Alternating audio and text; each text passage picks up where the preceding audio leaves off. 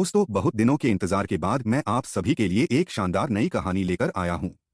मुझे पूरा विश्वास है कि यह नई कहानी आपको जरूर पसंद आएगी। इस कहानी का नाम है अर्जुन द मार्शल शोल। तो बिना किसी देरी और बिना किसी बकवास के आइए शुरू करते हैं आज की रोमांचक कहानी। वह बड़ी बड़ी बातें करता है, वह वही है जिसने मेरी प्रशिक्षण क्षमता छीन ली। एड्रियन, तुम्हें मेरी मदद करनी होगी, कृष्णा ने अर्जुन की ओर इशारा करते हुए कहा। जब उसने एड्रियन और माइक को देखा तो उसकी आंखों में उम्मीद की एक किरण दौड़ गई थी। 8वें स्तर का बॉडी रिफाइनिंग स्टेज, एड्रियन ने उपहास के साथ चिल्लाकर कहा। उसका लहजा तिरस्कार से भरा था। वह हैरान था कि कृष्णा क्यों चाहता है कि वह एक 8वें स्तर का योद्धा उसकी हार का बदला ले। दूसरी ओर जब माइक ने अर्जुन को देखा तो उसे यकीन नहीं हुआ। उसका पूरा शरीर ऐसे कांपने लगा जैसे कोई अज्ञात डर उसकी आत्मा से उठकर उसके दिल तक पहुंच गया हो। यह वही है, माइक ने मन ही मन सोचा। अर्जुन का उसके जीवन में आना एक अमिट छाप छोड़ गया था। 3 दिन पहले उस रहस्यमय गुफा में अर्जुन ने उसे सबसे ज्यादा शर्मिंदा किया था, जिसके कारण उसे अपने शरीर और आत्मा पर दोहरा प्रहार झेलना पड़ा था। हालांकि माइक ने अर्जुन को पहचान लिया था, फिर भी वह चुप रहा। माइक क्यूआई स्टेज तक पहुंच चुका था, और अगर यह बात फैल जाती कि अर्जुन ने उसे हराया है तो वह तक्षक गुरुकुल में नहीं रह पाता। क्या तुमने कृष्णा की क्षमताएं बर्बाद कर दी? एड्रियन ने अर्जुन के करीब आते हुए गुस्से में पूछा। तुम यह क्यों पूछ रहे हो? क्या इसका तुमसे कोई लेना देना है? अर्जुन ने ठंडे स्वर में उत्तर दिया। वह बता सकता था कि एड्रियन के इरादे बुरे थे, इसलिए उसे विनम्र होने की कोई आवश्यकता नहीं लगी। तुम्हारे पास बहुत साहस है। मुझे परवाह नहीं है कि तुमने इस लड़ाई में किस तरह के छद्म तरीकों का इस्तेमाल किया, लेकिन मुझे यकीन है कि तुम मेरे सामने हार जाओगे। एड्रियन ने अर्जुन की प्रतिक्रिया पर मजाक उड़ाया। उसने अहंकार के साथ उसे देखा, यह मानते हुए कि अर्जुन में उसके एक 8वें स्तर के योद्धा का विरोध करने की ताकत नहीं है। मैं तुमसे लड़ने यहां नहीं आया हूं, लेकिन शायद जब मैं तुम्हारी एक बाह तोड़ दूंगा तो तुम यहां से दफा हो जाओगे, एड्रियन ने दंभ के साथ कहा। उसने अर्जुन की एक बाह काटने की बात ऐसे की मानो वह उसे कोई बहुत बड़ा उपहार दे रहा हो। एड्रियन, जो एक अपमानजनक व्यक्ति था, तक्षक गुरुकुल रैंकिंग में 8वें स्थान पर होने के कारण खुद को बहुत कुछ समझता था, आते ही उसने अर्जुन से अपनी बाह काटने को कह दिया। एड्रियन निश्चित रूप से कृष्णा के लिए बदला लेने की योजना बना रहा था। ज्यादातर लोग गुप्त रूप से मानते थे कि कृष्णा की ताकत एड्रियन की तुलना में काफी कम है। किसी को उम्मीद नहीं थी कि अर्जुन एड्रियन का सामना कर पाएगा। जब माइक, जो किनारे खड़ा था, ने एड्रियन की धमकी सुनी तो उसका पूरा शरीर हिंसक रूप से कांप उठा। वह एड्रियन से कुछ कहना चाहता था ताकि वह रुक जाए, लेकिन वह हिचकिचाया। आखिरकार अगर वह इस मुसीबत में फंसता तो 3 दिन पहले हुई घटना का खुलासा हो सकता था। तुम मुझे अपनी बाह खुद काटने के लिए कह रहे हो? अर्जुन ने कहा। उसे लग रहा था कि उसके सामने वाला व्यक्ति बहुत ज्यादा आत्मविश्वासी है। क्या तुम मेरी अवज्ञा करने का साहस करोगे? एड्रियन ने अपने चेहरे पर ठंडे भाव के साथ तंज कसा। उसका आभामंडल और मजबूत हो गया, जो अर्जुन का दम घोंटना चाहता था। दूसरी ओर अर्जुन के चेहरे पर कोई बदलाव नहीं आया। एड्रियन के प्रभावशाली आभा का उस पर कोई असर नहीं हुआ। तुम पूरी तरह से मूर्ख हो, अर्जुन ने जोर से उपहास करते हुए कहा। उसने एड्रियन को ऐसे देखा मानो वह किसी पागल को देख रहा हो। एड्रियन को सबके सामने अपमानित महसूस हुआ। उसका गुस्सा नियंत्रण से बाहर हो गया। इतना जिद्दी होने के लिए मैं तुम्हें सबक सिखाऊंगा, एड्रियन ने कसम खाई। एड्रियन ने अपना पैर पटका, जिससे जमीन कांपने लगी। एक अनदेखी ताकत अर्जुन के शरीर पर गिरती हुई प्रतीत हुई। ऐसा लगा जैसे दुनिया का अंत आ गया हो। वातावरण असहनीय रूप से भारी हो गया। क्या हो रहा है? यह क्या बला है? दर्शक बुदबुदाए। हर कोई इस अचानक हुए घटनाक्रम से भयभीत था। किसी ने चिल्लाकर कहा, एड्रियन निश्चित रूप से एक ऐसी शक्ति है जिसका सामना करना कठिन है। यहां तक कि तक्षक गुरुकुल रैंकिंग के लोगों से भी अधिक। उसका प्रहार जबरदस्त है और उसने पृथ्वी की बैटल स्पिरिट को फिर से जगा दिया है। वह विशाल शक्ति के साथ हमला करने के लिए पृथ्वी का उपयोग भी कर सकता है। इस युवक के पास उसके खिलाफ क्या मौका है? यह बिल्कुल वैसा ही था जैसा सभी ने अनुमान लगाया था। एड्रियन की शक्ति कृष्णा से एक स्तर ऊपर थी और पृथ्वी बैटल स्पिरिट पूरी तरह से डरावनी थी। लेकिन अर्जुन का मानना था कि ये हमले अप्रभावी थे। उसने तक्षक गुरुकुल रैंकिंग के दूसरे और चौथे स्थान के विशेषज्ञों को हराया था और इसमें उसे ज्यादा ताकत भी नहीं लगी थी। इसका मतलब था कि एड्रियन से निपटना तो बाएं हाथ का खेल होगा। हैरान करने वाली ताकत के केंद्र में खड़े होकर अर्जुन के चेहरे पर एक ठंडी मुस्कान थी।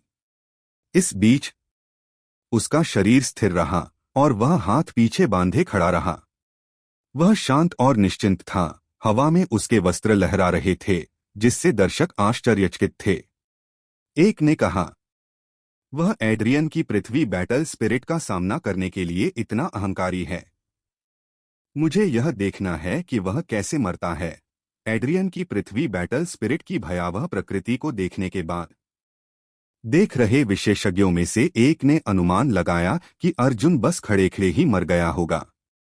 क्या अर्जुन को बेअसर देखकर एड्रियन ने हैरान होकर कहा, क्या यह सच था कि अर्जुन पृथ्वी बैटल स्पिरिट के हमले से सुरक्षित था? बोल्डर स्ट्राइक, पत्थर का प्रहार। एड्रियन ने भीषण दहाड़ मारी। उसकी हथेली के एक इशारे से विशाल चट्टानों का एक सैलाब सा बन गया, जिससे हड्डियों को कुचलने वाली आवाजें आने लगीं। उन्हें अर्जुन के शरीर से टकराते हुए देखना दिल दहला देने वाला था। यह हमला भयानक है। मुझे नहीं पता कि वह युवक कितनी देर टिकेगा। भीड़ के दिल डर से भर गए थे। ऐसा विनाशकारी प्रहार रोकना असंभव है। अर्जुन को तो मर जाना चाहिए था, कुछ लोगों ने चिल्लाकर कहा। प्रहार के बावजूद अर्जुन के चेहरे के भाव नहीं बदले। माउंटेन फिस्ट, पर्वत मुक्का, अर्जुन चिल्लाया। माउंटेन फिस्ट का विस्फोट हुआ। उसकी शक्ति ने आसमान हिला दिया। भयानक शोर हर जगह गूंजने लगा। विशाल चट्टानें उसकी हथेली के प्रहार से टकराकर धूल में बदल गईं। इस बीच अर्जुन आगे बढ़ा, एक उल्कापिंड की तरह तेजी से चार्ज करते हुए। वह तुरंत एड्रियन के सामने प्रकट हुआ और अपने भाले से उस पर हमला किया। भाले की रोशनी बिजली की गति से आगे बढ़ी। उस भीषण प्रहार ने खून की बौछार के साथ एड्रियन की एक बाह काट दी। एड्रियन दर्द से चिल्ला उठा और अर्जुन को अविश्वास के साथ देखते हुए वह तेजी से भागने लगा। दर्शक इस अचानक मोड़ से चकित और भयभीत थे। बोल्डर स्ट्राइक का उपयोग करने के बाद एड्रियन की बाह अर्जुन द्वारा काट दी गई थी, जिससे अर्जुन का पलड़ा भारी हो गया था। यह स्पष्ट था कि अर्जुन का भाला कौशल दुर्जेय था। अगर तुम मुझे अपनी बाह काटने के लिए कहोगे तो सोचो कि तुम अपनी खुद की रक्षा कैसे करोगे, अर्जुन ने व्यंग्य करते हुए कहा। उसकी नजरें एड्रियन पर टिकी थीं, जो सदमे, डर और खून के बहने से पीला पड़ गया था। उसे समझ नहीं आ रहा था कि ये बदमाश इतने अभिमानी क्यों हैं। वे बाह काटने या किसी की प्रशिक्षण क्षमता नष्ट करने की धमकी देते हैं। ये सबसे निचले स्तर के अपमान थे, और ये सब भी तब जब वे अपने दुश्मन की ताकत को जानते तक नहीं थे। तुम कमीने, एड्रियन गुस्से से भर गया। अर्जुन की टिप्पणियों ने उसे निरुत्तर कर दिया। उसके दिल में अर्जुन के लिए नफरत स्पष्ट थी। वह 8वें स्तर के बॉडी रिफाइनिंग योद्धा से कैसे हार सकता था? यह एक संयोग होना चाहिए, है ना? धरती कांपने लगी क्योंकि उसके शरीर की आभा एक बार फिर उमड़ पड़ी। पृथ्वी की बैटल स्पिरिट पागल हो गई थी। डरावनी फिस्ट लाइट, मुक्के की रोशनी जारी की गई थी। उसके बचे हुए मुक्के पर डरावनी पृथ्वी गुण वाली ऊर्जा बह रही थी, जैसे हजारों विशाल पत्थर गूंज रहे हों। तुम्हें पता नहीं है कि तुम्हारे लिए क्या अच्छा है, अर्जुन ने गुस्से में चिल्लाया। उसकी गहरी आंखें चाकू की तरह तेज हो गईं। ऐसा लगा जैसे उसने आसमान को चीर दिया हो। भाले की रोशनी उसके पार हो गई। इसमें परिवर्तन की अवस्था, स्टेट ऑफ ट्रांसफॉर्मेशन की शक्ति का एक अंश शामिल था। एड्रियन फिर से चिल्लाया। उसका गुस्सा अब पीड़ा में बदल गया था। उसकी दूसरी बाह भी कट गई थी और उसका खून हवा में बिखर गया। उसकी आंखों में हताशा थी और उसका पूरा शरीर कमजोर पड़ गया। उसकी बाहें जा चुकी थीं। भले ही उसका प्रशिक्षण स्तर बरकरार था, फिर भी यह बेकार था। वह बर्बाद हो चुका था। भीड़ गहरी सांस लेने से खुद को नहीं रोक सकी। एड्रियन, जो तक्षक गुरुकुल का 8वें स्थान का विशेषज्ञ था, जिसके पास एक दुर्जय पृथ्वी बैटल स्पिरिट थी, फिर भी उसकी दोनों बाहें काट दी गई थीं। यह अविश्वसनीय रूप से बर्बर था। जैसे जैसे द्वंद्व आगे बढ़ा, माइक का गर्व और आत्मविश्वास खत्म हो गया था। वह और एड्रियन अच्छे दोस्त थे और यहां साथ आने के बाद जमीन पर एड्रियन की बेजान बाहों को देखकर वह स्तब्ध था। अगर तुम फिर से हिले तो मैं तुम्हारा सिर काट दूंगा, अर्जुन ने एड्रियन को धमकी दी। माइक, मेरी मदद करो। एड्रियन की आंखों में तिरस्कार स्पष्ट था। उसकी दोनों बाहें जा चुकी थीं, फिर भी उसके शरीर और दिमाग में जो प्रमुख भावना थी, वह थी दुश्मनी। माइक क्यूआई मास्टरी में विशेषज्ञ था। यदि वह हमला करता तो निश्चित रूप से अर्जुन को सबक सिखा देता। एड्रियन की गुहार सुनकर माइक का शरीर कांप गया। वह निरुत्तर था। हर किसी की नजरें माइक पर टिकी थीं। अगर क्यों मास्टरी का विशेषज्ञ हमला करता तो अर्जुन के पास झुकने के अलावा कोई विकल्प नहीं बचता। उसे वह कीमत चुकानी पड़ती जो एड्रियन की तुलना में बहुत अधिक थी। दूसरी ओर माइक के पास अर्जुन का मुकाबला करने के अलावा कोई विकल्प नहीं था ताकि ऐसे अपमान के बीच अपनी इज्जत बचा सके। उसने एक मुस्कान निचोड़ी जो उसके रोने से भी बदतर लग रही थी। क्या तुम्हारे लिए मेरी बाह काटना थोड़ा ज्यादा नहीं होगा? उसने अर्जुन को देखते हुए कहा। तुमने क्या कहा? अर्जुन ने अपनी भौहें उठाते हुए जवाब दिया। क्या तुम कृपया मेरे लिए एड्रियन से माफी मांग सकते हो? माइक ने हिचकिचाते हुए अनुरोध किया। वह अर्जुन का अपमान नहीं करना चाहता था, इसलिए उसने अपनी जीभ पर आ रहे कई अन्य शब्दों को निगल लिया। तुम मुझसे उससे माफी मांगने के लिए कह रहे हो? अर्जुन की आंखों में एक तीखी रोशनी चमकी और वह थोड़ा गुर्राया। उसने आगे कहा, तुम खुद को क्या समझते हो? तुम्हें मुझसे ऐसी बेतुकी बातें कहने का कोई अधिकार नहीं है।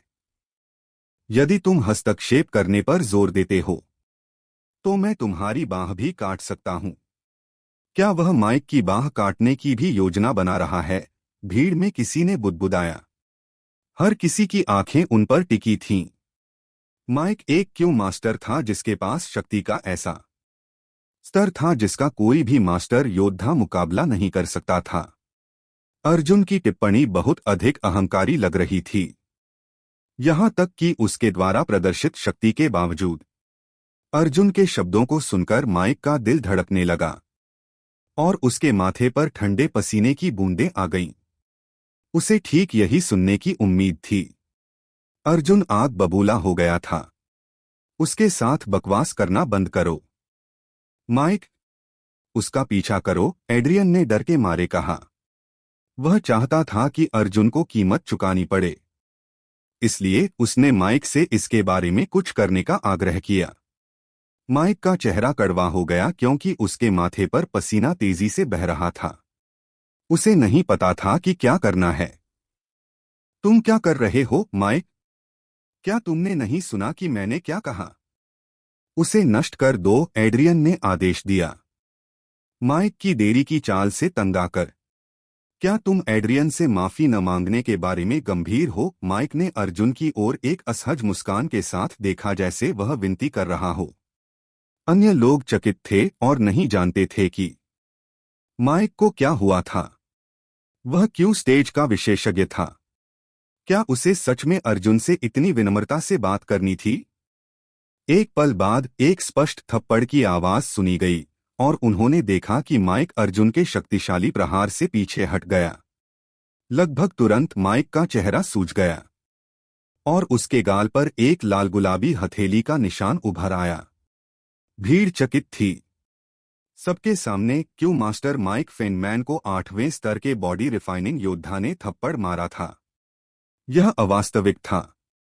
दूसरी ओर यह बहुत कुछ कहता था कि थप्पड़ से बचने की अपनी क्षमता के बावजूद माइक स्थिर रहा और शांति से इसे स्वीकार किया। दफा हो जाओ, अर्जुन फिर से गुर्राया क्योंकि भीड़ उनके सामने हुई इस आपदा को समझने के लिए संघर्ष कर रही थी। उनमें से कई के चेहरे पर कठोर भाव थे। उन्हें डर था कि कहीं माइक इस तरह अपमानित होने के बाद अपना आपा न खो दे। वास्तविकता, हालांकि, उनकी कल्पना से बहुत अलग थी। माइक ने न केवल अपना आपा नहीं खोया, बल्कि उसने एड्रियन से यह भी कहा, कृपया मुझे इसमें मत घसीटो। मैं शामिल नहीं हो सकता। तुम्हें अपने कार्यों के लिए खुद जिम्मेदार होना होगा, उसने एड्रियन से कहा और अपमानित महसूस करते हुए वहां से चला गया। माइक अर्जुन के प्रति नफरत से भर गया था, लेकिन वह इसे जाहिर करने की हिम्मत नहीं कर सका। वह जानता था कि अगर उसने नियंत्रण खो दिया तो वह भुगतेगा क्योंकि अर्जुन की ताकत अथाह थी। परिणामस्वरूप उसके पास इसे सहने के अलावा कोई विकल्प नहीं था। माइक नहीं, एड्रियन भी इस मनोरंजक दृश्य से हैरान था और उसका दिमाग कुछ पल के लिए खाली हो गया था। उस जोरदार थप्पड़ ने डराकर भगाने के बाद माइक चला गया है। यह युवक कौन है कि एक क्यों मास्टर उसके सामने इतना दब्बू लग रहा था। हर किसी ने अविश्वास में सिर हिलाया। वे विश्वास नहीं कर सकते थे कि ऐसी असंभव चीज वास्तव में हो गई थी। बुजुर्ग ने माफी मांगी। एड्रियन और कृष्णा के चेहरों पर पीड़ा स्पष्ट थी। उनके युद्ध कौशल और उनकी बाहें अब कभी वापस नहीं आने वाली थीं। वे जीवन भर अपंग रहने की यातना का सामना करने के लिए मजबूर थे। यह सब उपद्रव कौन कर रहा है? कुछ दूरी से एक भव्य स्वर गूंजा, जिसने सबका ध्यान अपनी ओर खींच लिया। एक अधेड़ उम्र का व्यक्ति दूर से उनकी ओर बढ़ा। उसने बुजुर्ग के लंबे वस्त्र पहने थे और वह बड़े बड़े कदम ले रहा था। एक नजर में ही यह स्पष्ट था कि वह तक्षक गुरुकुल का एक कुलीन सदस्य था। भीड़ में से किसी ने उसे पहचान लिया। यह बुजुर्ग भृगु हैं। बुजुर्ग भृगु आ गए हैं। बुजुर्ग भृगु को रास्ता देने के लिए सब हट गए। इसे सुनकर कृष्णा की बुझी हुई आंखों में अचानक चमक आ गई। अर्जुन से निपटने के लिए एक रणनीति तुरंत उसके दिमाग में आ गई। वह उठा और जल्दबाजी में बुजुर्ग भृगु के पास पहुंचा। बुजुर्ग भृगु, आपको यहां देखकर मुझे बहुत खुशी हुई, उसने ऐसे बुदबुदाया मानो उसे अपना रक्षक मिल गया हो। बुजुर्ग भृगु ने भवें सिकोड़ी। उन्होंने तुरंत देखा कि कृष्णा की क्षमताएं नष्ट हो चुकी थीं और पूछा, क्या हुआ?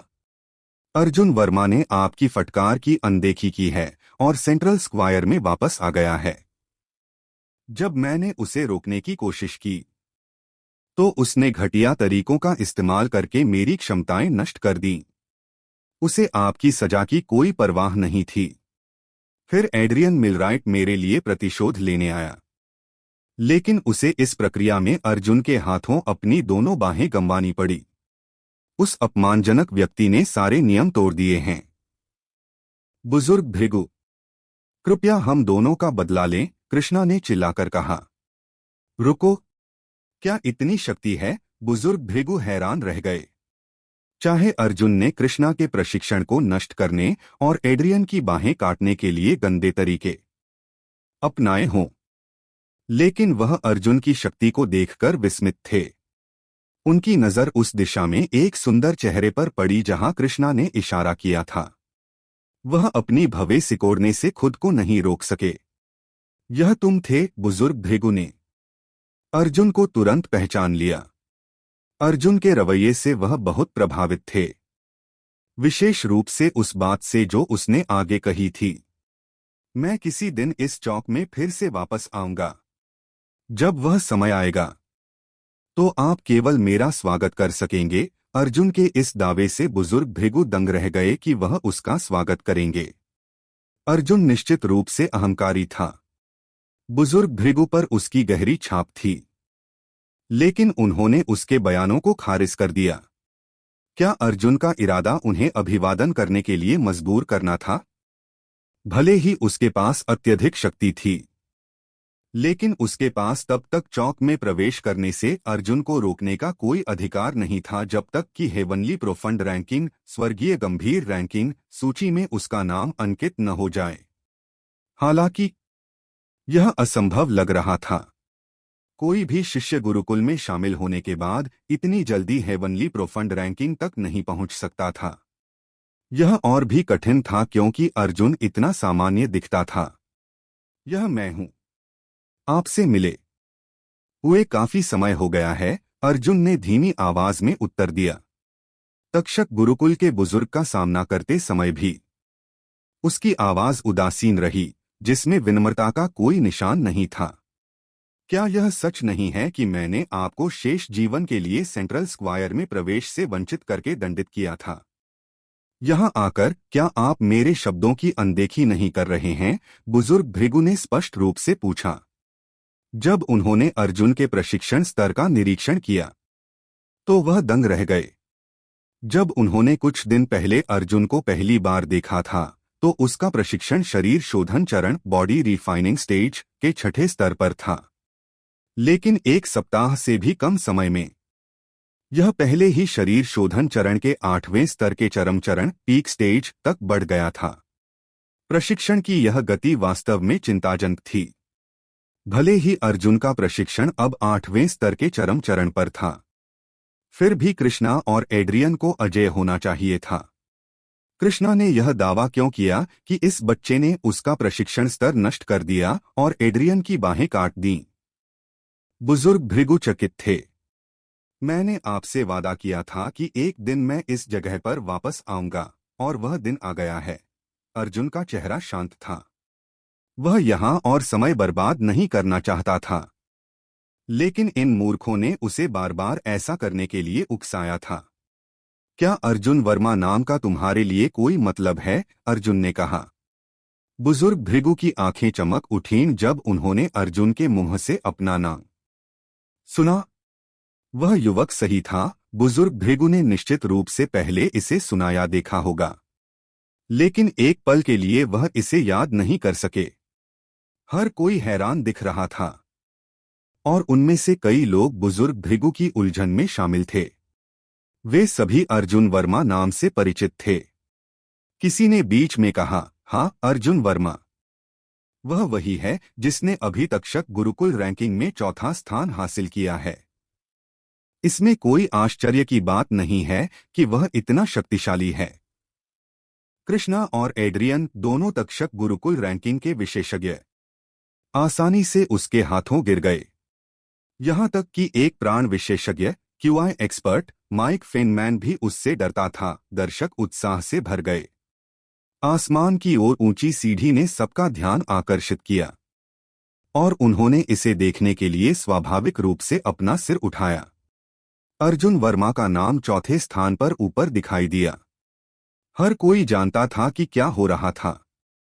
उनकी एकमात्र अनुभूति उनके दिलों में एक मजबूत कंपकंपी थी।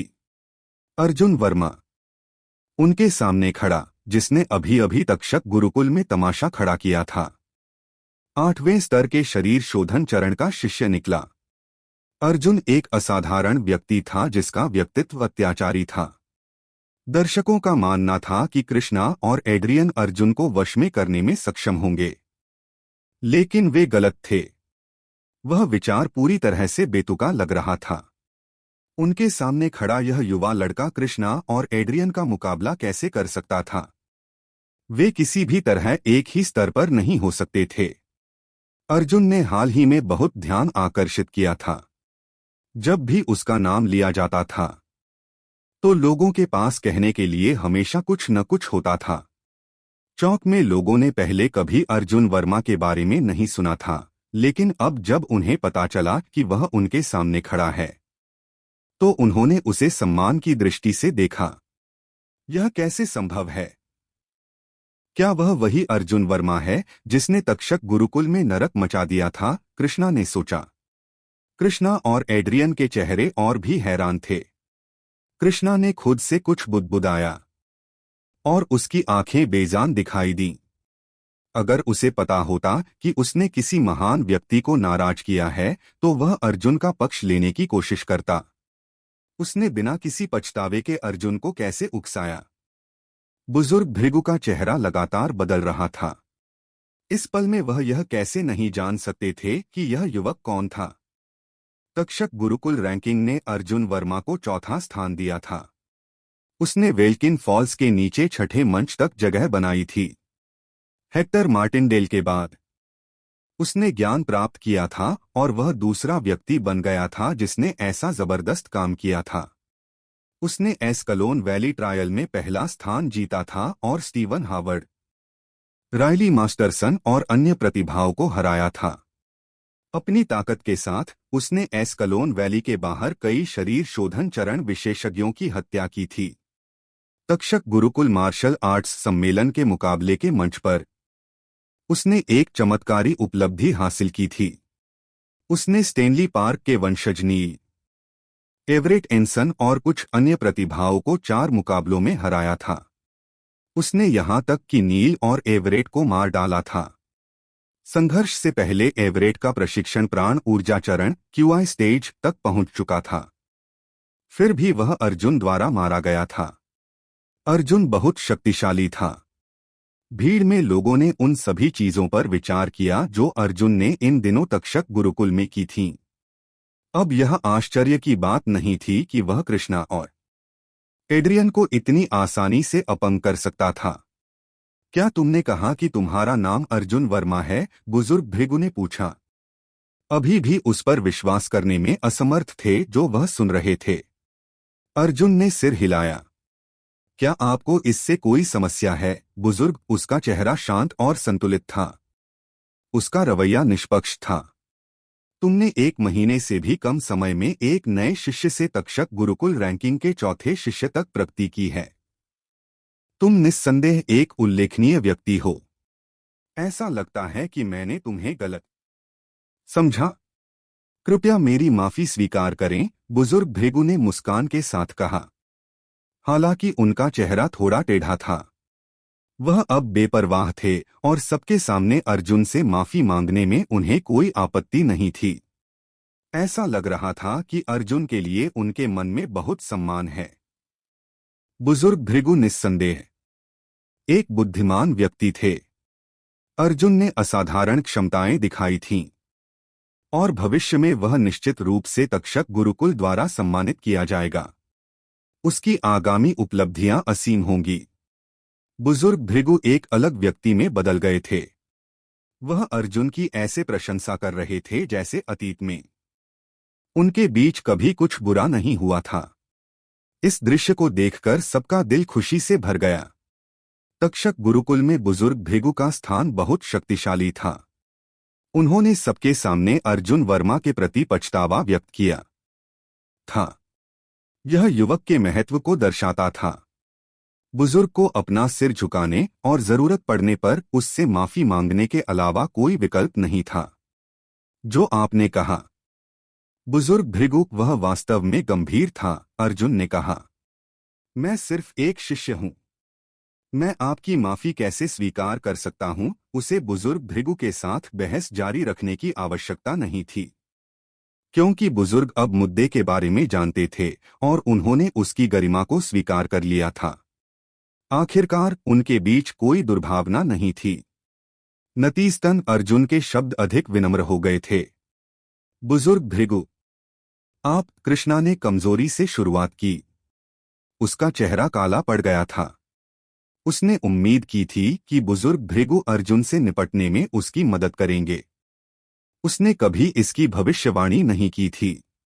तुम्हें यहां बात करने का क्या अधिकार है? तुम कचरे के टुकड़े, बुजुर्ग भृगु ने पुकारा। तुमने चौक के नियमों का उल्लंघन किया और अर्जुन वर्मा को उकसाने के लिए अपनी हद पार कर दी। तुम्हारे कौशल को दबाने का उसका निर्णय उचित था। यहां से दफा हो जाओ। सेंट्रल स्क्वायर में अब तुम्हारा स्वागत नहीं है। कृष्णा की अपमानजनक टिप्पणियों को याद करने के बाद उनका चेहरा बदल गया।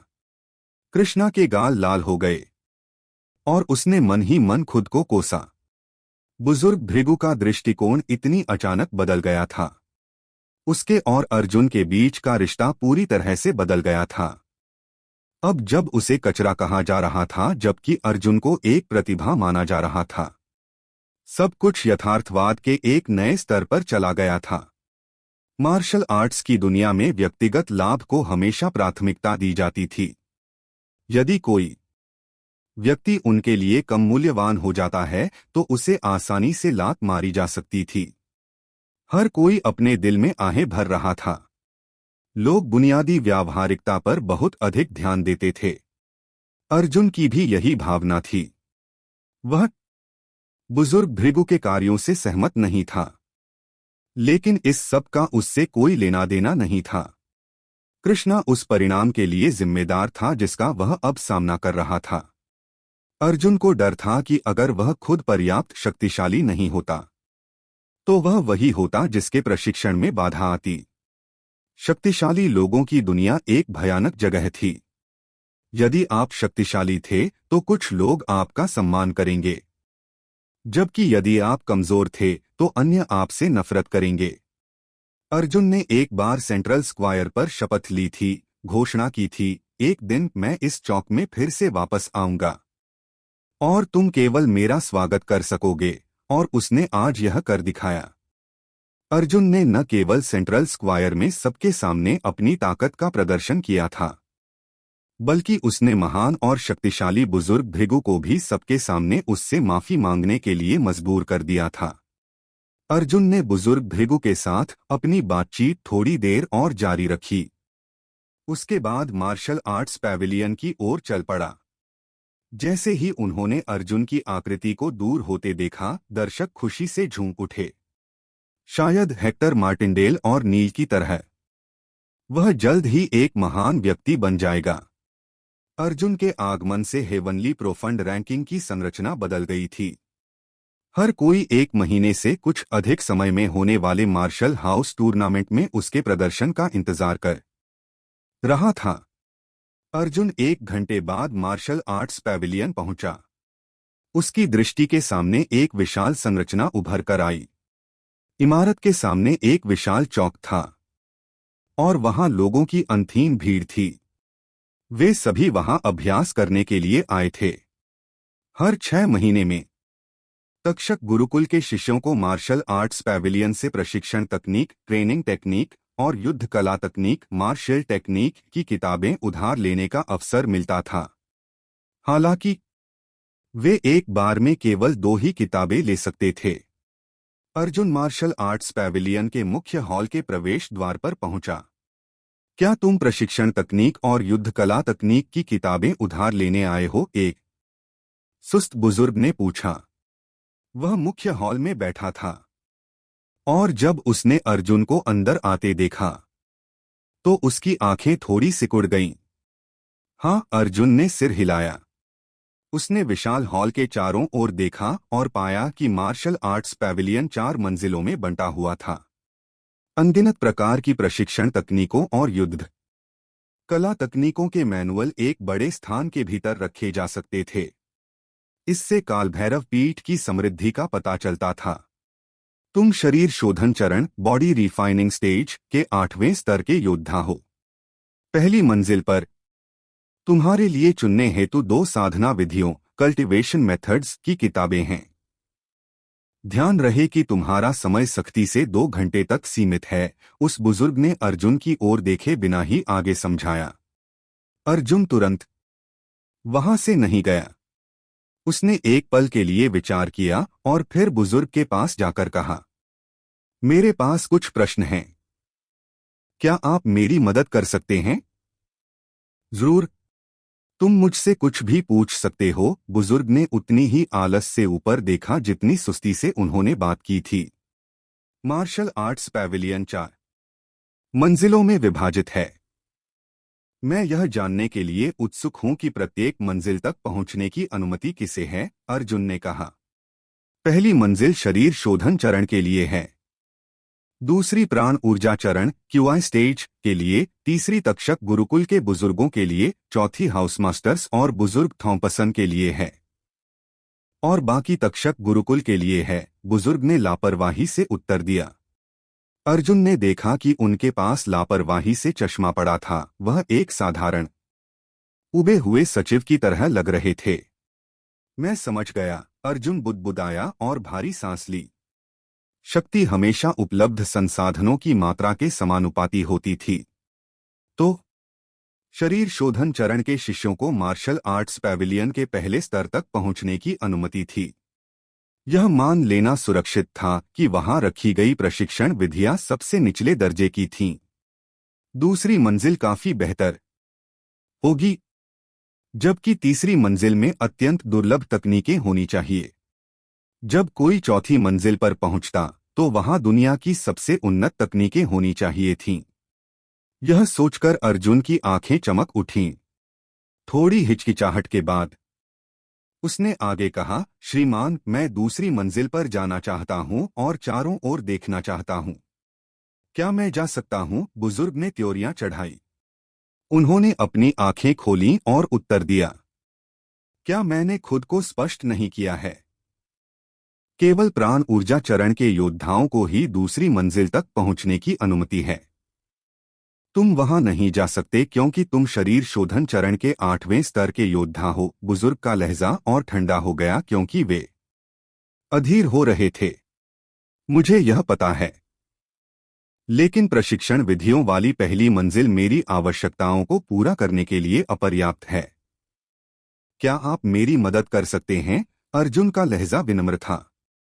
वह देख सकता था कि अपने साधारण स्वरूप के बावजूद यह बुजुर्ग गरिमापूर्ण और शक्तिशाली थे। अर्जुन ने फैसला किया कि वह उन्हें वह सम्मान देगा जिसके वे हकदार थे। शरीर शोधन चरण का एक अभ्यासी युद्ध कला के दूसरे स्तर पर आगे बढ़ना चाहता है। हम तक्षक गुरुकुल में ऐसा पहले कभी नहीं हुआ है। तुम अब जा सकते हो। बुजुर्ग ने अपने हाथ से बाहर निकलने का इशारा किया। वे और अधिक बेचैन होते लग रहे थे। ठीक है, मैं जा रहा हूं। वह जाने के लिए मुड़ा, फिर रुक गया और पीछे मुड़कर असंतुष्ट भाव के साथ बुजुर्ग के सामने अपने हाथ जोड़ लिए।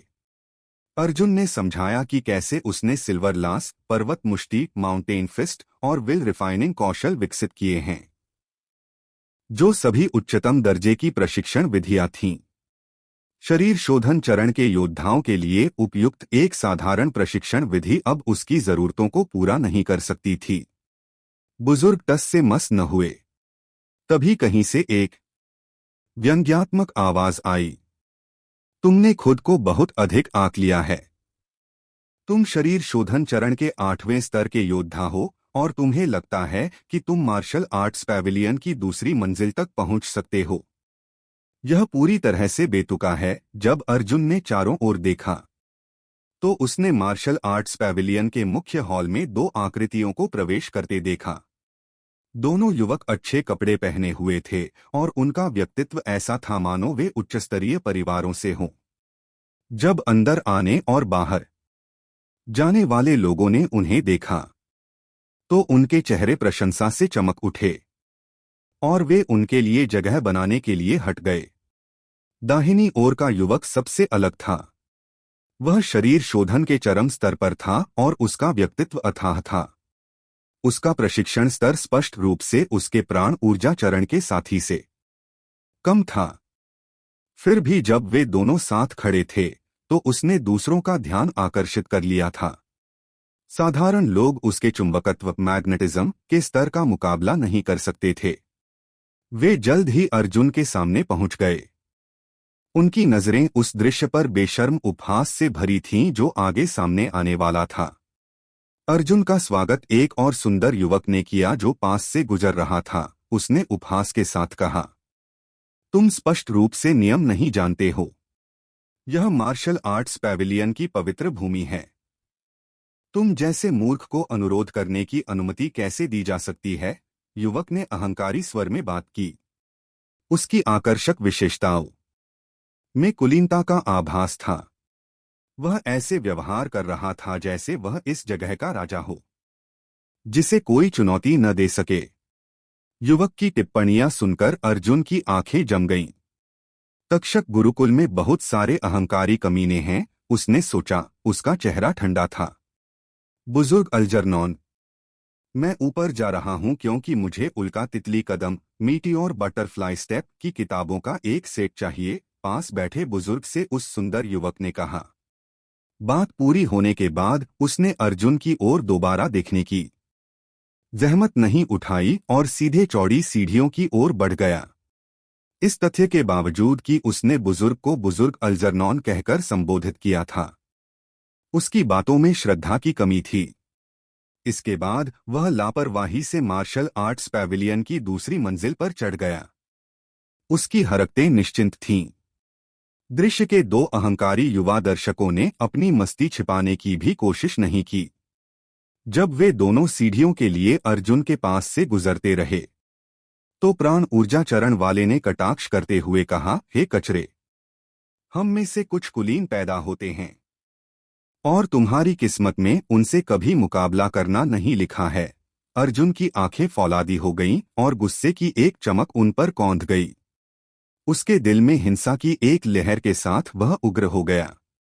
यह इसलिए नहीं था कि सुंदर युवक द्वारा उसका मजाक उड़ाया गया था, बल्कि मार्शल आर्ट्स पैविलियन के उस अनुचित बुजुर्ग के कारण था।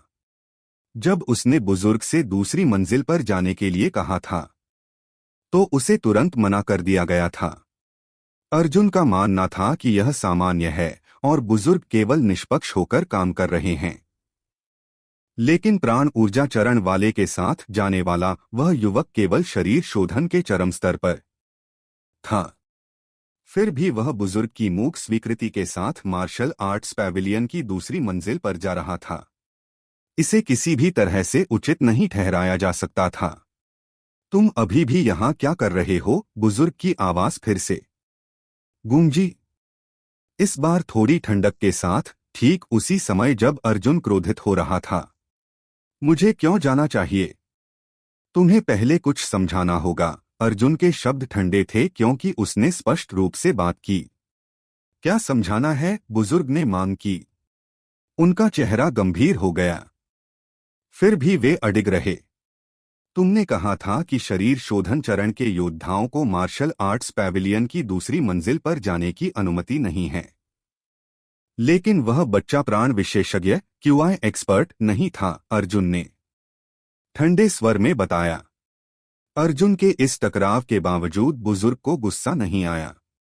इसके बजाय उन्होंने अर्जुन से एक ऐसा सवाल पूछा जो स्थिति से अप्रासंगिक लग रहा था। तुम चाहते हो कि मैं निष्पक्ष रहूं, है ना? बिल्कुल, अर्जुन मुस्कुराया। वह संतुष्ट होता यदि अन्य शरीर शोधन चरण के योद्धा मार्शल आर्ट्स पैविलियन की दूसरी मंजिल पर नहीं जा पाते। अगर तुम्हारे पास पर्याप्त शक्ति नहीं है तो मुझसे निष्पक्ष होने की उम्मीद करने का तुम्हें क्या अधिकार है? मार्शल आर्ट्स की दुनिया में यही नियम है। पूर्ण शक्ति और पद में नियमों को बदलने की क्षमता होती है। तुम्हें यह महसूस करना चाहिए कि सभी नियम कमजोरों की रक्षा के लिए बनाए गए हैं और हमेशा शक्तिशाली लोग ही नियम बनाते हैं। वे कभी उनसे बाध्य नहीं होते। तक्षक गुरुकुल भी इस सिद्धांत का पालन करता है। निष्पक्षता कमजोरों की नहीं होती। यदि तुम निष्पक्षता की मांग करते हो तो तुम्हें अपनी शक्ति बढ़ानी चाहिए। बुजुर्ग ने स्पष्ट रूप से बात की और उनके शब्दों ने अर्जुन को झकझोर कर रख दिया। ऐसा लगा मानो उन शब्दों का उसके शरीर और आत्मा पर गहरा प्रभाव पड़ा हो। कमजोर लोग केवल नियमों से बंधे रह सकते हैं और निष्पक्षता के हकदार नहीं होते। यह कथन न केवल अप्रिय था, यह कड़वा सच था। शक्तिशाली लोग हमेशा वे होते थे जो नियम बनाते थे और वे अपने अधिकार में सभी को अपने निर्धारित नियमों का पालन करने के लिए बाध्य करते थे। अर्जुन के मन में एक विचार आया कि वह लगातार खुद को इसमें डुबो रहा था। अपने पिछले उल्लेखनीय सैन्य कारनामों के कारण वर्मा परिवार ने देश में महत्वपूर्ण योगदान दिया था। हालांकि उन्हें रातों रात मिटा दिया गया था क्योंकि उन्होंने देश के शासक परिवार और संत शासक रोलांड वोइट का अपमान किया था। यह वर्मा परिवार के प्रमुख परिवार के व्यक्तिगत नियमों की बाधाओं के तहत रहने की दुर्भाग्यपूर्ण घटना के अलावा और कुछ नहीं था। नतीजतन, हालांकि वर्मा परिवार एक कुलीन पृष्ठभूमि से आता था, यह शासक परिवार द्वारा उपयोग किया जाने वाला एक उपकरण था। जब वर्मा परिवार ने वोइट परिवार द्वारा स्थापित कानूनों को तोड़ा, तो शासक परिवार ने उन प्रतिबंधों का उपयोग उन्हें बांधने के लिए किया। वे अर्जुन वर्मा को एक विचार में भी मार सकते थे। बुजुर्ग की टिप्पणियों का महत्व अर्जुन को गहराई से समझ आया। शरीर शोधन के चरम स्तर का युवक, जो अभी मार्शल आर्ट्स पैविलियन की दूसरी मंजिल में प्रवेश कर चुका था, एक उल्लेखनीय व्यक्ति रहा होगा। बुजुर्ग अल्जरनॉन या तक्षक गुरुकुल के लिए उसके नियमों को बदलने के लिए वह इसके लायक रहा होगा। इस बीच अर्जुन केवल एक साधारण शिष्य था जिसमें ऐसे उपचार के लिए आवश्यकताओं की कमी थी। मैं समझ गया, अर्जुन ने अपने दांत पीस लिए और अपनी मुट्ठियां भींच ली क्योंकि वह बाहर जाने के लिए मुड़ा। हालांकि उसने बुजुर्ग की आवाज एक बार फिर सुनी। तुम जाने की इतनी जल्दी में क्यों हो? अर्जुन असमंजस में अपनी जगह पर रुक गया। मैं तुम्हें एक मौका दूंगा क्योंकि तुम ईमानदार लगते हो। मैं तुम्हें दूसरी मंजिल पर जाने की अनुमति दूंगा यदि तुम मेरे द्वारा बनाई गई रचना फॉर्मेशन को तोड़ सको, बुजुर्ग ने धीरे से समझाया। फिर वे धीरे से अपने पैरों पर खड़े हुए और झुके हुए अर्जुन से थोड़ी दूर एक खुले क्षेत्र की ओर चल दिए। उनकी तर्जनी, इंडेक्स फिंगर पर रोशनी की लहरें चमक रही थीं और एक रहस्यमय शक्ति उनके शरीर को घेरे हुए प्रतीत हुई। अर्जुन की आंखें चमक उठीं। बुजुर्ग की क्या योजना थी? वह केवल खड़ा रह सकता था और चुपचाप देख सकता था। अपनी जलती हुई उंगली का उपयोग करते हुए बुजुर्ग ने जमीन पर रेखाएं और पैटर्न खींचे। उन्हें एक जटिल आरेख में जोड़ दिया। अर्जुन चकित था। बुजुर्ग की कलाकृति में एक अनोखी लय थी, मानो वह स्वर्ग और पृथ्वी के साथ संवाद कर सके। उनके द्वारा खींची गई हर एक रेखा निर्दोष थी। बुजुर्ग ने 1 घंटे तक नक्काशी करना जारी रखा। जमीन पर एक नक्शा आकार लेने लगा था। उससे जबरदस्त शक्ति की लहरें, जो अत्यंत रहस्यमय थीं, फैलने लगीं।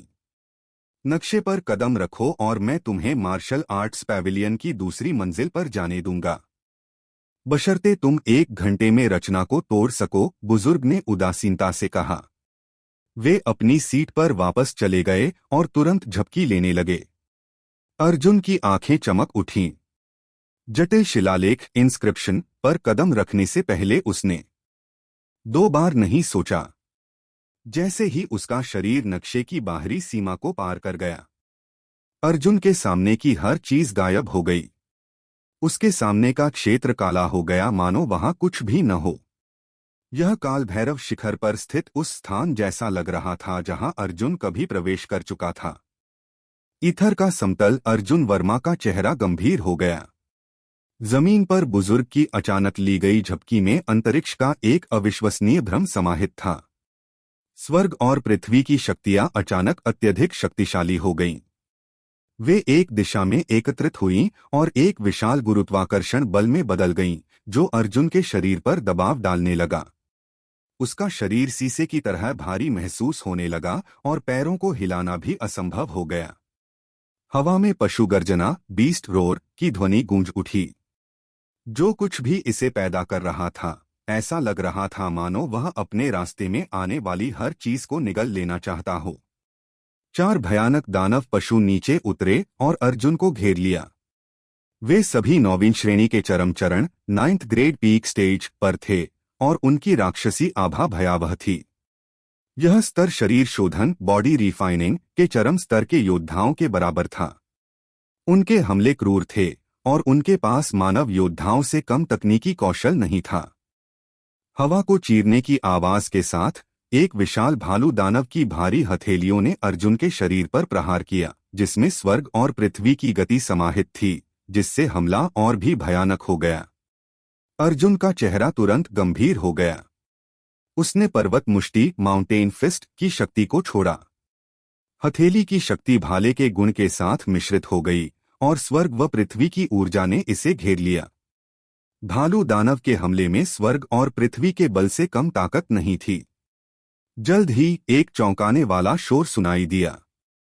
अर्जुन की हथेली की शक्ति ने भालू दानव के विशाल शरीर को पीछे धकेल दिया, जिससे एक बहरा कर देने वाली दहाड़ निकली।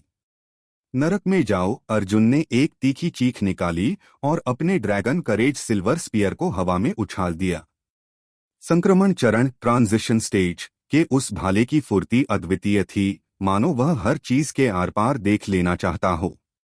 एक जोरदार धमाके के साथ भयानक भाले की चमक स्पेयर लाइट ने दानव भालू की गर्दन को भेद दिया, जिससे उसका सिर उसके विशाल शरीर से अलग हो गया और वह पशु जमीन पर गिर पड़ा।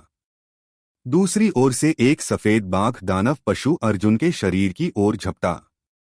उसका इरादा उसे निगलने का था और उसके नुकीले दांत रक्तपिपासु रोशनी के साथ चमक रहे थे। अर्जुन का चेहरा डरावनी हद तक शांत बना रहा। उसके भाले की चमक एक बार फिर कौंधी और जल्द ही अद्वितीय विनाशकारी शक्ति के साथ एक स्ट्रीमर में बदल गई। इसने सफेद बाघ दानव पशु के शरीर को सीधा आर पार भेद दिया। उसके गहरे घाव से खून की बौछार हुई और जल्द ही सफेद बाघ दानव पशु ने अपने प्राण त्याग दिए। अर्जुन के शरीर के चारों ओर हजारों विनाशकारी प्रकाश के भाले फूट पड़े। ऐसा लग रहा था कि सूरज अचानक बादलों को चीरकर निकल आया हो और यह अपने रास्ते में आने वाली हर चीज को मिटाने में सक्षम था। अंतिम दो दानव पशु तुरंत भाले की चमक में समा गए। जैसे ही वे सैकड़ों घातक किरणों से बिंध गए, उन्होंने डर से भरी चीखें निकाली। वे लाख कोशिश करने के बाद भी खुद को मुक्त कराने में विफल रहे। कुछ ही पलों में अंतिम दो दानव पशुओं के निर्जीव शरीर बिखर गए। 9वीं श्रेणी के सभी 4 मजबूत दानव पशुओं को कुछ ही मिनटों में मार गिराया गया था। वे बिना किसी परेशानी के पूरी तरह से साफ कर दिए गए थे। काली जगह के गायब होने के बाद अर्जुन सामान्य दुनिया में लौट आया। बुजुर्ग द्वारा बनाई गई रचना फॉर्मेशन के रहस्य ने उस पर एक असाधारण छाप छोड़ी। श्रीमान, क्या मैं सफल रहा? अर्जुन ने बुजुर्ग से पूछा। अर्जुन के पहुंचने पर बुजुर्ग झपकी ले रहे थे। उन्होंने अपनी आंखें थोड़ी खोलीं और जब उन्होंने अर्जुन की आवाज सुनी तो अजीब चेहरे के साथ उसकी ओर देखा। उनकी आंखों की गहराई में आश्चर्य की एक चमक थी। हाँ, बुजुर्ग ने सिर हिलाया। उन्होंने आगे कुछ नहीं कहा, हालांकि उनका हृदय उत्तेजित था। मार्शल आर्ट्स पैविलियन की दूसरी मंजिल पर तुम जो भी 2 प्रशिक्षण विधियां चाहो चुन लो। तुम्हारे पास 2 घंटे हैं, बुजुर्ग ने निर्देश दिया। धन्यवाद। अर्जुन ने बुजुर्ग को नमन किया और मार्शल आर्ट्स पैविलियन की दूसरी मंजिल की ओर बढ़ गया। उसने स्वर्ग और पृथ्वी के भार के नीचे केवल कुछ ही मिनटों में 4 9वीं श्रेणी के दानव पशुओं को आसानी से मार दिया। उसकी क्षमताएं असाधारण हैं। बुजुर्ग अर्जुन की पीठ को देखते हुए खुद से बुदबुदाए। उन्होंने जो रचना बनाई थी उसे पार करना शरीर शोधन चरण के योद्धा के लिए बहुत कठिन था। अधिकांश योद्धा अधिक समय होने पर भी उसे पार नहीं कर सकते थे। बुजुर्ग चाहते थे कि अर्जुन चला जाए, लेकिन अनजाने में ही उन्हें एक प्रतिभाशाली व्यक्ति मिल गया था। अर्जुन ने 1 घंटे से भी कम समय में उनकी रचना को तोड़ दिया था। यदि अन्य कालभैरव पीठ के नेताओं को यह पता चला तो वे क्या सोचेंगे? अर्जुन मार्शल आर्ट्स पैविलियन की दूसरी मंजिल में प्रवेश कर गया। वह चौड़ी थी और वह किताबों की अलमारियों की कतारें देख सकता था। सैकड़ों योद्धा किताबें पढ़ने के लिए वहां मौजूद थे और वे सभी प्राण ऊर्जा चरण QI स्टेज के विशेषज्ञ थे। अर्जुन के प्रवेश ने उनमें से बहुतों का ध्यान आकर्षित किया। जब उन्होंने उसके प्रशिक्षण स्तर पर ध्यान दिया तो उनके चेहरों पर उलझन भरी नजरें थीं। एक 8वें स्तर का गैरप्राण योद्धा मार्शल आर्ट्स पैविलियन की दूसरी मंजिल पर कैसे पहुंचा? किसी ने स्पष्ट रूप से उल्लेख किया कि अर्जुन कचरा था। वास्तव में अर्जुन की वर्तमान स्थिति के साथ इन प्राण विशेषज्ञों क्यूआई एक्सपर्ट्स की नज़र में वह कुछ भी नहीं था। वह बुजुर्ग अल्जरनॉन का ध्यान भटकने पर चुपके से यहां आ गया होगा, विशेषज्ञों में से एक ने उपहास किया। अर्जुन ने उन्हें तीखी नजरों से देखा और कहा, मेरे मार्शल आर्ट्स पैविलियन की दूसरी मंजिल पर आने के पीछे मेरे कारण हैं। मैं केवल बुजुर्ग अल्जरनॉन की अनुमति मिलने के बाद ही आया हूं। तुम्हें मेरा न्याय करने का अधिकार किसने दिया? तुम केवल इसलिए लोगों का मजाक उड़ा रहे हो क्योंकि तुम्हारे पास उच्च प्रशिक्षण स्तर है। क्या तुम सब अपनी हीनता को छिपाने के लिए इस हथकंडे का उपयोग करना पसंद करते हो? बोलते हुए अर्जुन एक किताबों की अलमारी तक चला गया। इन लोगों के उपहास का उस पर कोई असर नहीं हुआ। उन्हें नजरअंदाज करते हुए उसने प्रशिक्षण तकनीक और युद्ध कला तकनीक शीर्षक वाली अलमारी पर किताबें देखना शुरू किया। तुम बहुत अहंकारी हो, अर्जुन ने कहा। जब उन्होंने अर्जुन की अवहेलना सुनी तो उनके भाव पूरी तरह बदल गए। तुम दूसरी मंजिल तक पहुंच गए। ऐसा लगता है कि मैंने तुम्हारी क्षमताओं को गलत आंका। जब अर्जुन एक युद्ध कला कौशल मार्शियल स्किल की किताब पढ़ने के लिए उठा रहा था तो उसके पीछे से एक ठंडी आवाज आई। वह मुड़ा और उसने सुंदर युवक और उसके साथी को करीब आते देखा। वे उसे तिरस्कार से देख रहे थे। मेरे काम का तुमसे क्या लेना देना है? मैं केवल यही निष्कर्ष निकाल सकता हूं कि कुछ लोग बहुत अभिमानी और आत्मधर्मी होते हैं। वास्तव में वे मेरे लिए केवल जोकर हैं, अर्जुन ने कठोर नजर के साथ टिप्पणी की। अर्जुन का ताना सुनकर सुंदर युवक का व्यवहार बदल गया। दूसरे युवक ने अर्जुन को डांटा, तुम बहुत ढीठ हो। क्या तुम नहीं जानते कि तुम युवा राजकुमार के बारे में बात कर रहे हो? तुम्हारी इतनी हिम्मत कि तुम उनका इस तरह अपमान कर सको। गर्मागर्म बहस ने जल्दी ही भीड़ को आकर्षित कर लिया। उन्होंने शरीर शोधन के 8वें स्तर के एक युवा योद्धा और कुलीन राजकुमार के बीच मुसीबत पनपते हुए देखी। यह देखने के लिए बहुत दिलचस्प था। खैर, वह साहसी है। वह युवा राजकुमार को उकसा रहा है, एक विशेषज्ञ ने अर्जुन को तिरस्कार के साथ देखते हुए कहा। दूसरे ने ऐसे वर्णन किया जैसे वह राजकुमार से काफी परिचित हो। सॉयर वॉइट संत शासक का पुत्र है। उसका सामाजिक कद ऊंचा है और उसके पास असाधारण प्राकृतिक कौशल हैं। उसने शरीर शोधन के अपने चरम स्तर के साथ green rank white fox battle spirit को जगाया है। यह देखकर रोंगटे खड़े हो जाते हैं। वह अब हेवनली प्रोफंड रैंकिंग स्वर्गीय गंभीर रैंकिंग के शरीर शोधन बोर्ड पर पहले स्थान पर है। वे कहते हैं कि वह एक प्रथम स्तरीय योद्धा को हराने के लिए पर्याप्त मजबूत है। यहां तक कि टेरी फुलरटन, जिसने हेवनली प्रोफंड रैंकिंग की प्राण ऊर्जा चरण सूची में 6ठा स्थान हासिल किया था, ने उसके साथ जुड़ने का फैसला किया है। काल भैरव पीठ में उससे अधिक मजबूत कोई नहीं है। बात करते हुए उसकी आंखें प्रशंसा से भरी थीं। कमरे में मौजूद सभी ने सिर हिलाया। हालांकि वे सभी प्राण विशेषज्ञ थे, लेकिन वे सभी सुंदर युवक को प्रशंसा की दृष्टि से देख रहे थे। संत शासक का पुत्र, युवा राजकुमार सॉयर वोइट। जब अर्जुन ने आदमी का वर्णन सुना तो वह झुंझला गया। इसमें कोई आश्चर्य की बात नहीं थी कि उसके सामने खड़ा सुंदर युवक इतना हकदार और स्वयं को महत्वपूर्ण महसूस कर रहा था। उसके सामने आने पर हर किसी को विनम्र होना पड़ता था, जिसमें कई महान प्राण विशेषज्ञ भी शामिल थे। नियम किसी व्यक्ति की पहचान और स्थिति के आधार पर बदले जा सकते हैं। बुजुर्ग अल्जरनॉन के शब्द अर्जुन के दिमाग में गूंज उठे। संत शासक के पुत्र का पद महत्वपूर्ण था। वह काल भैरव पीठ में प्रशिक्षण ले रहा था और उसके लिए नियमों में संशोधन करने का उनका निर्णय उचित था। इसमें कोई आश्चर्य नहीं कि बुजुर्ग ने सॉयर को मार्शल आर्ट्स पैविलियन की दूसरी मंजिल पर एक प्रशिक्षण तकनीक और युद्ध कला तकनीक चुनने का निर्देश दिया था। अर्जुन की आंखें थोड़ी सिकुड़ गईं और उसने सॉयर को कड़ी नजर से देखा। उसका ठंडा व्यवहार और अधिक तीखा हो गया था। वर्मा परिवार का विनाश संत शासक से निकटता से जुड़ा था। वह वर्मा परिवार का सबसे बड़ा विरोधी था। आज काल भैरव पीठ में अर्जुन संत शासक के पुत्र से मिलने वाला पहला व्यक्ति था। उसके पास उसके लिए सकारात्मक प्रभाव कैसे हो सकता था? यह सही है। संत शासक का पुत्र सॉयर वोइट तुम्हारे सामने खड़ा है। युवा राजकुमार का अपमान करना एक गंभीर अपराध है, लेकिन मुझे यकीन नहीं है कि मैं तुम्हें कैसे दंडित करूंगा। टेरी फुलरटन, जो सॉयर के बगल में खड़ा था, ने दुष्टता से कहा। उसने अपनी प्राण ऊर्जा क्यूआई की शक्ति से अर्जुन पर दबाव डालना शुरू कर दिया।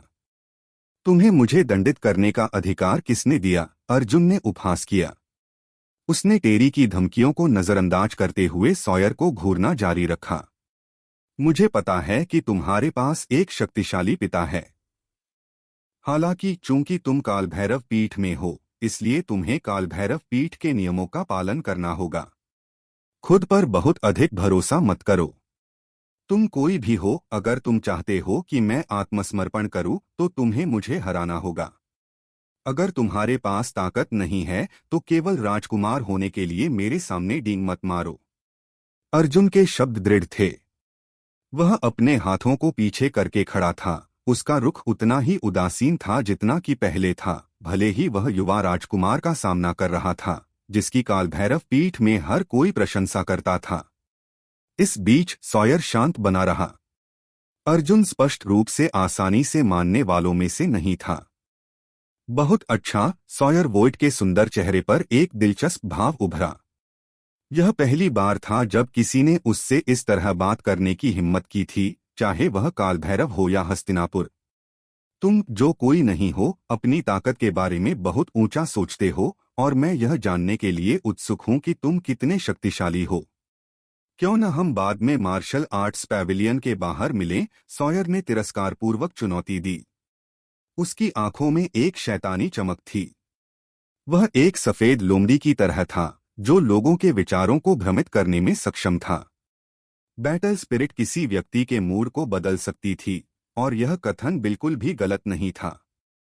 यदि किसी महिला के पास सॉयर जैसी ही बैटल स्पिरिट होती, तो वह निस्संदेह हर किसी को आकर्षित करती। मैं तुमसे कभी भी मिलने के लिए तैयार हूं, अर्जुन ने जवाब दिया। फिर सॉयर के कुछ भी कहे बिना उसने अपने लिए उपयुक्त प्रशिक्षण तकनीक और युद्ध कला तकनीक चुनना जारी रखा। शरीर शोधन के 8वें स्तर का यह कचरा आडंबरपूर्ण है। उसने सॉयर वोइट को परेशान करने के लिए हद पार कर दी। देखते हैं कि क्या वह बाद में होश में भी रहता है, एक विशेषज्ञ ने टिप्पणी की। उसने अर्जुन को तिरस्कार से घूरा। यहां तक कि अर्जुन के स्तर के प्राण विशेषज्ञ योद्धाओं को भी सॉयर वोइट का सम्मान करना पड़ता था। युवा राजकुमार की ताकत अविश्वसनीय है। मैंने जो सुना है उसके अनुसार उसने कालभैरव पीठ के प्राण विशेषज्ञों की एक लंबी कतार को हराया है। मुझे उसे हराने की अपनी क्षमता पर भरोसा नहीं है। मुझे संदेह है कि शरीर शोधन के 8वें स्तर का वह कचरा उसकी एक भी मार झेल सकता है। एक द्वितीय स्तरीय प्राण योद्धा ने जोड़ा, मेरे पास सॉयर वोइट को हराने का आत्मविश्वास भी नहीं है। अर्जुन कितनी चालें झेल पाएगा? अर्जुन ने अपने चारों ओर होने वाली विभिन्न चर्चाओं पर अधिक ध्यान नहीं दिया। वह पूरी तरह से यह तय करने में डूबा हुआ था कि कौन सी तकनीक चुनी जाए। एक पल बाद अर्जुन के हाथ में तकनीक का एक होनहार सेट आ गया। जीवनंत भाला तकनीक, लाइफ एंडिंग स्पीयर टेक्निक। युद्ध देवता शरीर शोधन शास्त्र, war God body refinement scripture. उसने संतुष्टि के साथ उन दो खंडों को देखते हुए मुस्कुराते हुए कहा, प्रशिक्षण तकनीक और युद्ध कला तकनीक जिन्हें उसने सावधानी पूर्वक चुना था। जीवनंत भाला तकनीक एक उच्च ग्रेड की येलो रैंक की युद्ध कला थी, जो उसके प्रदर्शनों की सूची में जोड़ने के लिए एक बेहतरीन भाला तकनीक होगी।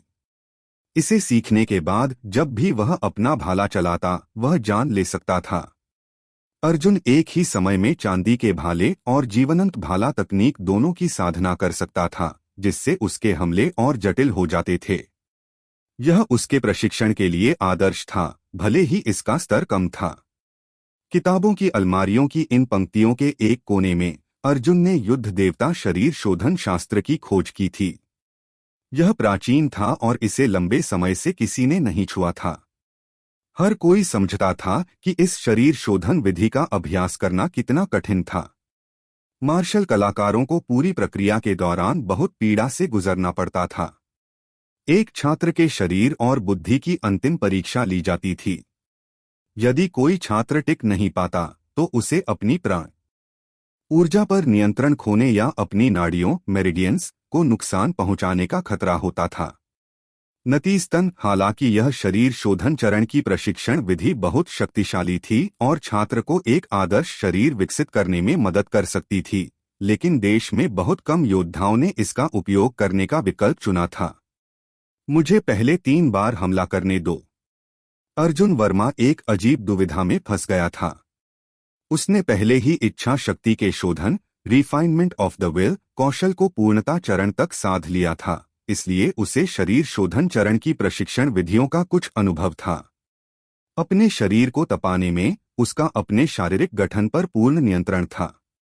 परिणामस्वरूप वह युद्ध देवता शरीर शोधन शास्त्र का अभ्यास करने की अपनी क्षमता को लेकर आश्वस्त था। कचरा हमेशा कचरा ही रहेगा। लंबे समय से किसी ने उन 2 विधियों का अभ्यास नहीं किया है।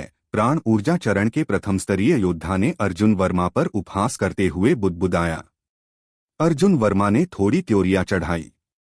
उसने अपनी दृष्टि उस व्यक्ति पर टिका दी जिसने यह बात कही थी, उसके जैसा शरीर शोधन चरण का कचरा युद्ध देवता शरीर शोधन शास्त्र नहीं सीख सकता, एक अन्य विशेषज्ञ ने जोड़ा। मैंने सुना है कि 10 साल पहले एक तृतीय स्तरीय प्राण विशेषज्ञ एक मजबूत शरीर पाना चाहता था, इसलिए वह मार्शल आर्ट्स पैविलियन गया और यह शास्त्र चुन लिया। न केवल वह उस मजबूत शरीर को पाने में विफल रहा, बल्कि मानसिक और शारीरिक पीड़ा न झेल पाने के कारण वह पागल भी हो गया। अंततः उसका शरीर फट गया। उसके बाद से किसी ने भी उस शास्त्र का अध्ययन करने का साहस नहीं किया।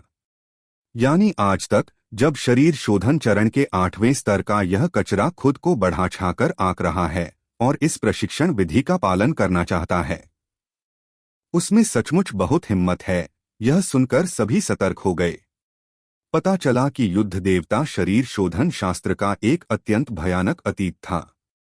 यदि अर्जुन वर्मा अभी भी इसका अभ्यास करने का निर्णय लेता तो परिणाम अच्छे नहीं हो सकते थे। उस अंतिम विशेषज्ञ की बात सुनकर अर्जुन वर्मा की भौहें तन गईं। वह यह जानकर हैरान था कि युद्ध देवता शरीर शोधन शास्त्र का इतना लंबा इतिहास था। इसमें कोई आश्चर्य की बात नहीं थी कि इसे किताबों की अलमारी के पीछे धकेल दिया गया था और भुला दिया गया था। जब विशेषज्ञ ने देखा कि अर्जुन वर्मा अभी भी किताब को नीचे नहीं रख रहा है तो वह उसके पास गया। क्या तुमने सुना नहीं मैंने क्या कहा? यह प्रशिक्षण विधि सुरक्षित नहीं है और न ही अभ्यास के लिए उपयुक्त है। यह उसकी अंतिम चेतावनी थी। उसके शब्द जोरदार और अशुभ थे। मैंने अपना निर्णय ले लिया है। मेरी पसंद अभी भी यह युद्ध देवता शरीर शोधन शास्त्र ही है। तुम मेरा मन नहीं बदल सकते। तुम्हें बस इतना करना है कि अपना मुंह बंद रखो, अर्जुन वर्मा ने दृढ़ता से कहा। हालांकि यह विशेषज्ञ उसे आगाह कर रहा था, लेकिन उसके द्वारा कहे गए हर शब्द में तिरस्कार भरा था, इसलिए अर्जुन वर्मा के पास उसका सम्मान करने का कोई कारण नहीं था। अर्जुन वर्मा मुड़ा और बिना रुके आगे बढ़ गया। विशेषज्ञ ने अर्जुन वर्मा को जाते हुए देखा। उसका चेहरा थोड़ा उदास था। अनदेखा किए जाने पर कैसा महसूस हो रहा है, मिकी फुलरटन, अर्जुन वर्मा ने उपहास करते हुए कहा। तभी मिकी फुलरटन विशेषज्ञ के सामने आया और एक व्यंग्यात्मक टिप्पणी की। उसे नहीं पता कि उसके भले के लिए क्या है और उस कचरे द्वारा मुझे अनदेखा करने का कोई कारण नहीं है। अंततः उसे इसकी कीमत चुकानी पड़ेगी। मिकी फुलरटन ने अर्जुन वर्मा की पीछे हटती आकृति को देखते हुए दांत पीसते हुए बुदबुदाया। उसके तुरंत बाद वह और बाकी सब भी चले गए। नीचे लॉबी में अर्जुन वर्मा ने अपने द्वारा चुनी गई 2 पुस्तकें काउंटर पर रखीं। श्रीमान, ये रही। मैंने अपनी तकनीकों का निर्णय ले लिया है। बुजुर्ग अल्जरनौन ने अर्जुन वर्मा की जीवंत भाला तकनीक और युद्ध देवता शरीर शोधन शास्त्र को देखा। उन्होंने वे दो प्रशिक्षण पुस्तकें अपने हाथों में लीं और उनकी बूढ़ी आंखों में एक तेज चमक कौंध गई। यह मत कहना कि मैंने तुम्हें चेतावनी नहीं दी थी, लेकिन इन दो प्रकार की विधियों का अभ्यास करना अविश्वसनीय रूप से कठिन है, बुजुर्ग अल्जरनौन ने गंभीरता से कहा। कई योद्धाओं ने जीवंत भाला तकनीक की शुरुआती शैली में महारत हासिल करने के लिए संघर्ष किया है।